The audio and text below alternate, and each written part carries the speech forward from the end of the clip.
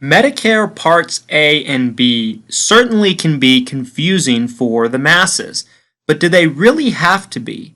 Today I'm going to talk about Medicare Parts A and B and everything that you personally have to know about them if you're turning 65 or even if you're already on Medicare and you just have never quite understood them. Medicare Part A and B, opposed to anybody that might think otherwise, are the only parts of Medicare that actually come from the government directly. Medicare Parts A and B is what actually started everything with the whole Medicare movement back in 1966 when Medicare came into the equation. Medicare Parts A and B are provided from the government, like I mentioned, but Medicare Parts A and B are very different from one another and do very different things, and together they give a person medical coverage. What people don't understand, folks, is throughout your lives, you've been paying for Medicare Part A premiums through FICA taxes and being taken out of your checks and things along that nature. FICA, Medicare, Social Security taxes, that has paid for a person's Medicare Part A premium. So that is why, if you've worked in the country for at least 10 years of your life, Medicare Part A does not cost any premium.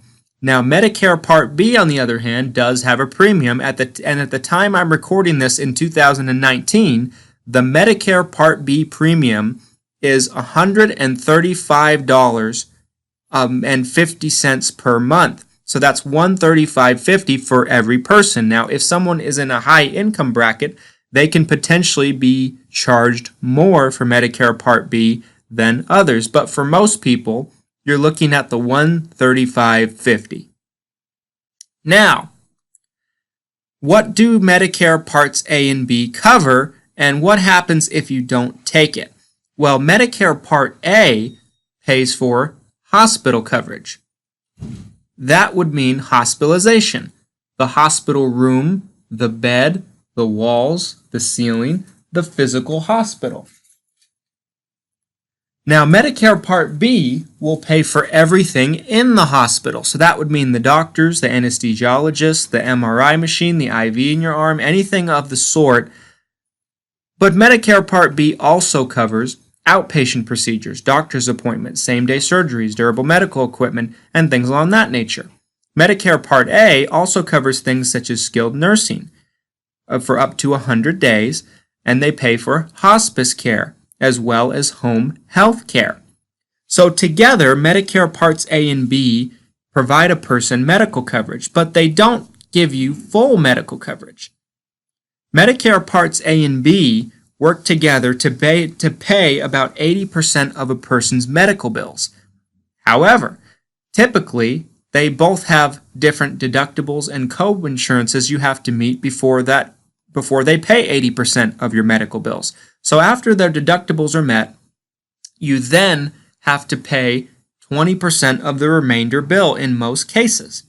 This is the reason why you'll see people most of the time pick up something to go with their Medicare, because there's a lot of holes and gaps left behind by Medicare Parts A and B, and all of these extra products and services are purchased through private insurance companies such as Medicare supplements and Medigaps, and also Part D drug plans, and also Medicare Advantage plans.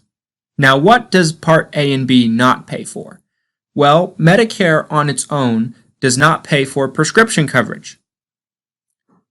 They do not pay for prescription coverage.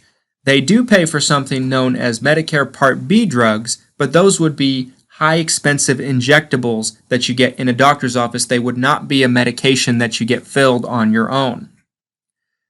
Medicare Parts A and B also don't pay for dental, vision, hearing, a lot of different types of preventative care. So they leave a lot of holes to be desired, and that is why most people deem it unfit to have Medicare by itself, and actually the government requires that you have at least some kind of Medicare Part D credible prescription drug coverage, otherwise they penalize you for that. So, what happens if you don't take Medicare Parts A and B when you turn 65? Well, there's two scenarios to that. If you are currently working and have credible coverage through your employer, you are able to postpone your Medicare without any punishments or penalties. Now, this doesn't mean a retiree plan. This means insurance coverage through a credible employer, meaning somebody that you're currently employed with and working for. You can postpone your Medicare until you're either not on that plan anymore or you retire and you won't have any penalties. So that's scenario number one. Let's say you're not covered by a current employer. Well, at that point, you'll face penalties because the government requires that you take A, B, and some kind of Part D plan. Now, the penalties do not impact you right off the bat. They will impact you down the road if you ever do choose to enroll. So if you don't want Medicare at 65, make sure you don't want it for your whole life unless you want to face penalties. Thanks so much for watching. I hope this cleared up a lot of your confusion about Medicare Parts A and B.